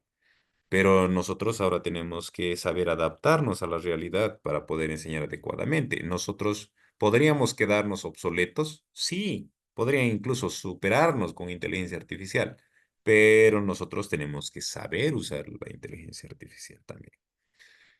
¿Cuáles son las dimensiones de trabajo con las cuales se maneja esto? Uno, autoconciencia. Otro, autorregulación. La motivación, como siempre, factor transversal. Empatía también y habilidades sociales. Todas estas dimensiones para nosotros son importantes porque nos hacen reconocer cómo vamos a actuar en el aula o cómo reconocer cómo se encuentran nuestros estudiantes, a diagnosticar, etcétera. Entonces, autoconciencia, reconocer de quiénes somos y cuáles son nuestras emociones en este momento. Por ejemplo, en este momento yo me siento muy frustrado porque no puedo matemáticas. Nunca he podido. Frustración. Entonces, autoconciencia. Autorregulación. Y a ver, me calmaré. Tengo que dar mi examen, me calmaré, no estés nervioso, etcétera. Autorregulación. Motivación. Ese impulso que te hace hacer las cosas, ya sea intrínseca o extrínseca. Aunque me equivoco, sigo intentando, pongo aquí como ejemplo. Empatía, comprender nuestras emociones y necesidades de los demás. Ponernos en el lugar del otro, en otras palabras, ¿no? Esa es empatía. Mi compañero no está pudiendo hacer sus ejercicios de matemáticas. A ver, trataré de ayudar. A ver, y le enseño. Y habilidades sociales. Cómo nosotros interactuamos con las diferentes personas. Inteligencia emocional, ¿dónde entra aquí? Pues en todo eso. Eso es inteligencia emocional. Habilidades, autoconciencia, autorregulación, motivación. Ahora, ¿cómo la inteligencia emocional se lleva a la educación?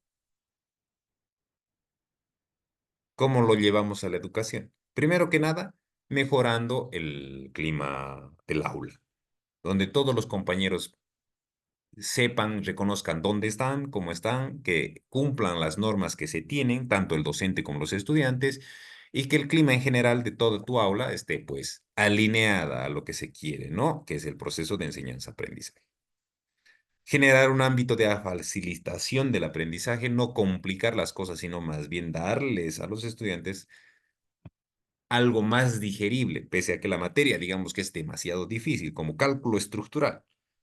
no es simplemente matonearlos, sino realmente enseñarles. A favorecer también la convivencia con los demás compañeros del aula, trabajos grupales y demás, porque siempre hay diferentes tipos de rencillas o conflictos entre personas. Generar también un bienestar en todos nuestros estudiantes, de modo que este ambiente adecuado donde nuestros estudiantes además se sienten bien, tanto física como psicológicamente, puedan generar el aprendizaje necesario. Y desarrollar las habilidades que habíamos hablado del siglo XXI, donde están las habilidades o los conocimientos duros, las competencias que se necesitan para aplicar esos conocimientos duros y las habilidades para relacionarte como ya profesional en la vida real. Así, la inteligencia emocional se aplica a la educación. Aquí vemos el proceso que seguimos de cómo hacer esa evaluación de la inteligencia emocional. Primero, reconocer nuestras propias emociones de nuestros docentes, pero también nuestros estudiantes tienen que saber a reconocer cómo se sienten. Un diálogo abierto ayuda mucho, sobre todo en el aula, para ver cómo realmente se están sintiendo, si están aburridos, frustrados, si es que no están pudiendo por alguna razón, si es que hay alguna relación emocional con alguna situación particular en el aula. Ahora, nosotros tenemos que saber manejar nuestras emociones, es lo que estamos repitiendo básicamente, saber regular esas emociones. Tu frustración, ¿qué te está frustrando? A ver, tratemos de mejorar eso y trabajar eso. De modo que al reconocer esas emociones de nosotros, podamos también reconocer con empatía las emociones de los demás para poder crear una relación social muy buena, nutritiva. Y eso, un clima de aula adecuado para la enseñanza. ¿Cómo vemos eso?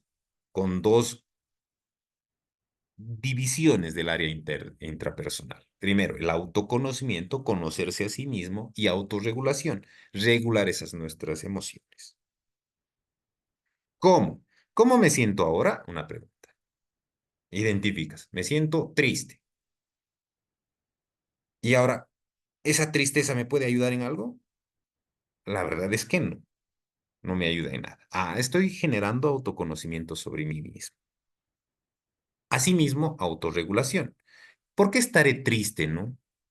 Mi perrito se ha muerto ayer, por eso estoy triste. ¿Y ahora qué tengo que hacer para sentirme mejor?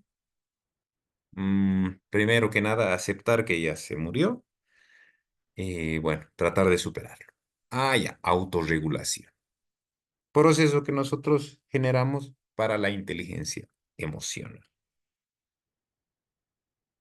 ¿Preguntas hasta acá? Con eso estaríamos acabando. Hemos tratado de apurar un poquito porque ayer nos hemos quedado hasta mucho más tarde, ¿no? Preguntas. Por favor, compartan experiencias, algo que quieran decir, algo que les interesaría compartir con nosotros. Cualquier Eh, cosa, estoy abierto. doctor, buen día. Hola Marisol, Eh, buen día. bueno, lo que hace rato no he podido tal vez preguntar es que hablaba de una parte del cerebro y Ya. dentro de la neurona. Ujú. Lo que me interesa o quisiera preguntarle es si nosotros como seres humanos en algún momento las neuronas mueren o solamente se esconden. Eso era mi Ya. pregunta acerca de las neuronas, porque yo tengo entendido de que las personas, bueno, dicen, ¿no? Por ejemplo, cuando uno consume bebidas alcohólicas en exceso, podría decir, estas personas van matando neuronas, Ujú. pero no sé si realmente las neuronas mueren y tal vez se vuelven a regenerar. Esa es mi pregunta y mi duda, doctor. Excelente pregunta. Ya, muy bien. ¿Las neuronas se mueren? La respuesta es sí. Aunque no consumas ninguna sustancia, las neuronas normalmente mueren. pasa un determinado tiempo de vida y se muere. Es normal. Todo ser vivo tiene ese proceso, ¿no? Nace, crece, se reproduce y muere. En el caso de las neuronitas hay una situación particular. No se reproducen. Si bien se ha descubierto hace no mucho la posibilidad de crear nuevas neuronas, no es igual como las del hígado, por ejemplo, porque el hígado sí se regenera, crecen nuevas células. En el caso del hígado se llaman hepatocitos, pero en la neurona, en el cerebro, no. Por eso el deterioro es prácticamente inminente. Es normal que ocurre. Por eso en las personas mayores ocurre con mucha frecuencia, porque ya ha pasado gran parte de su vida en el cual esas neuronas automáticamente han ido muriendo. Si aparte de morirse, que en el proceso normal, por cierto, el término científico que te dice de la muerte de las células en el cuerpo en general se llama apoptosis, muerte celular programada significa.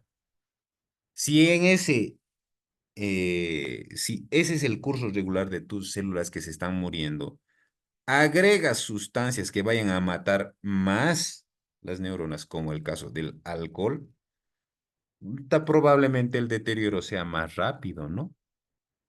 Entonces, sí, el alcohol y las sustancias químicas influyen en la muerte de tus células.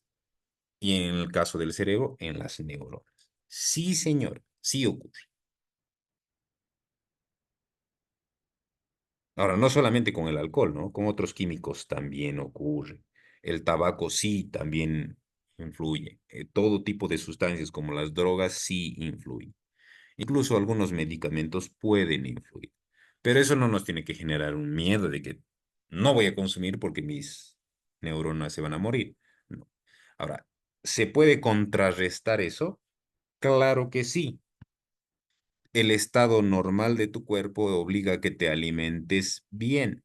Y alguna vez han debido escuchar, tienes que consumir ácidos grasos como omega 3. Sí, es importante que alimentes a tu cerebro porque tu cerebro se alimenta de omega 3. Así como le das ese tipo de alimentos, muchos otros son necesarios para que tu cuerpo funcione bien, incluyendo tu cerebro.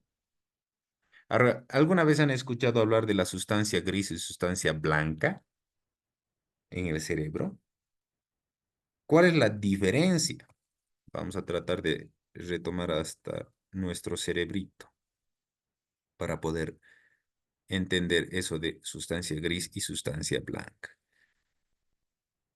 Aquí vemos el cerebro normal, nos centraremos aquí, y lo vemos no blanco, pero sí muy claro. Para los científicos es una sustancia blanca. Adentro hay una sustancia gris. ¿Cuál es la diferencia? Radica en nuestras neuronas. Esta parte de la neurona, si lo vemos en la pantalla, es el cuerpo, es el soma, así se llama esta parte, su cuerpito. Es como si ahí estuviera el cerebrito de la neurona y todos sus organitos. Y la cola se llama axón. Como saben, química y electricidad te permiten conectarte con esta otra neuronita. Pero es como un cable. Si este cable está pelado, va a hacer corte. Eso sería enfermedad en el caso de nuestro cuerpo. Entonces, como es un cable, hay algo que lo recubre. ¿Qué lo recubre acá? Grasa. Por eso te dicen, el cerebro predominantemente tiene grasa. Es grasa. ¿Por qué? Porque tus neuronas están recubiertas por una capa de grasita. Esa capa de grasita, el color normal de la grasa, es más clara. Por ende, el recubrimiento que tenemos de la sustancia blanca es de pura colitas de neuronas, sustancia blanca. Y este axón, este no tiene ese recubrimiento de grasita y el color natural de esto es un poquito más oscuro. Entonces, en la sustancia gris están acumuladas todas estas cabecitas, los cuerpitos de la célula, digamos. Ahora, ¿por qué les estoy explicando eso? Porque para poder alimentar a esta neurona, necesitas generar que haya un buen recubrimiento y los nutrientes necesarios para que esta neuronita funcione bien. Por eso, cuando les dicen los médicos, tiene que consumir carne de pescado. ¿Por qué? Porque tiene hartos ácidos grasos que van a alimentar a esta neuronita. Tiene que consumir vitaminas B, sobre todo B12. Por eso, coma carne, les dicen, ¿verdad? Entonces, eso permite que esta neuronita funcione bien. ¿Y qué pasa si no le estás dando el alimento necesario a tu cuerpo para que esta neuronita funcione bien? ¿Qué pasa si no comemos? Nos morimos. Lo mismo ocurre acá. Por eso también hay formas de prevenir este tipo de muerte de nuestras neuronitas, ¿no? Ahora, cuando viene una borrachera de esas atroces, es un contaminante para tu cerebro. Ese contaminante hace que tú te sientas mareado. Tu cerebro está alterado. Entonces, esa borrachera ha generado alteración en todas estas neuronas y un ataque químico a estas neuronas. Por ende, muchas van a morir. Más si son reiteradas, ¿no? Por eso les recomienda no beba, o si bebe con moderación. No sé si logré hacerme explicar, hacerme entender, mejor dicho.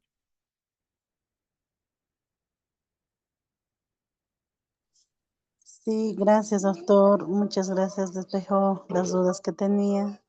Muchas gracias. Muy bien. ¿Alguna otra pregunta o alguna otra duda? ¿Algo que quieran compartir? Si no es así, para concluir nuestra clase de hoy, vamos a dejar la tareita que corresponde a nuestro módulo. Y aquí vamos a centralizar. Se evalúan 3 actividades. ¿Cuáles son esas actividades? 1, un foro debate. Ese foro debate responde a la pregunta que tenemos aquí. Las diapositivas también las van a tener a disponibilidad, incluyendo las actividades a evaluar, ¿ya? Entonces tenemos el foro debate, en el cual nosotros tenemos que compartir y responder a esta pregunta. El conductismo, que lo hemos estudiado al principio, ¿sigue siendo relevante en una era actual digital? ¿Será? Y si es así, ¿por qué? Vayan respondiendo, vayan debatiendo, vayan generando controversia. Eso es importante porque así nos ayuda a reforzar los conocimientos. Hagamos un análisis de caso, un trabajo de no más de 4 páginas, de entre 2 y 4, de cómo mejorar la motivación en las clases virtuales, porque es uno de los retos más fuertes que nosotros vamos a tener, como por ejemplo en mi caso, cómo hacer que ustedes se sientan motivados a que puedan participar, a que puedan poner atención, a que puedan usar luego los conocimientos que adquieren en la práctica real. Entonces, un ensayo corto, 2 a 4 páginas máximo. Asimismo, hay que elaborar una presentación, un PowerPoint. Lo pueden mandar también en formato PDF, no hay ningún problema, pero que sea una presentación que nos permita a nosotros entender la teoría del aprendizaje que es más relevante para la educación superior desde tu perspectiva individual. Tú como formador, ¿qué teoría del aprendizaje de las que hemos visto o cualquier otra que tú tal vez hayas investigado crees que es más relevante e importante para la educación superior? Porque nuestro curso es educación superior. Esas 3 actividades se van a evaluar, van a tener el tiempo necesario. Todo esto va a estar en la plataforma que tenemos habilitados en Funde. Y bueno, conmigo sería eso. ¿Hay alguna pregunta, duda? Si no, pues cedo la palabra a nuestra compañera de Funde para que haga el control de la asistencia y bueno, podamos ir a descansar o a nuestras actividades.